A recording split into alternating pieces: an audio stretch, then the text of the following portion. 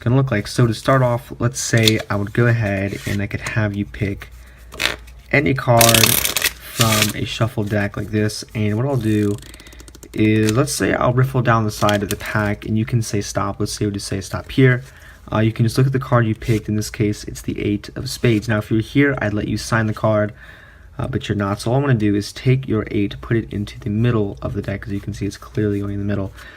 Now what I want to do here is take the cards, leave them in the box for a split second, and what should happen is your card should now come floating out of the middle of the deck. As you can see, the 8 of spades. So this is a trick, guys, and if you want to learn how to do it, don't forget to stick around for the tutorial. Alright, so here's how you guys are going to be able to do the trick. So to start off, basically all you want to do is get a regular deck of cards and then a card box, and you need the box because what you're going to do is cut open a little rectangle hole in the front. So here's the flap part, and you want to put the hole where the flap is. So here I got a little X-Acto knife and I just cut it where it said the second T entrusted, and I cut down until it said playing cards, moved over to the right, and then came back up. So this is the hole. Okay, this is what you're making. And when I started off the trick, I had the cards inside the box, and then obviously you have this huge gaping hole here. So what I did was I covered up the hole like this. This way you guys can, kind of see the box here, but you're not giving away the hole. So from this point, you can go up to spectators, and all I did was I flipped the deck out like this. This way you're covering up the hole here. You move the deck out, conceal the hole, you can take out the cards and leave the box on the table.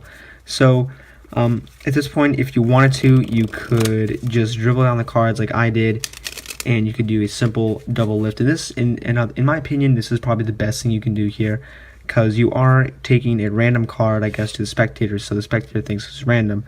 I'll leave a link on the screen for the double lift. Basically, you're taking the double, and it looks like you're just putting that ace of diamonds in the middle, but you're taking a random card. So to the spectator, this looks really nice, and you can just have them shove the card in themselves. They square it up.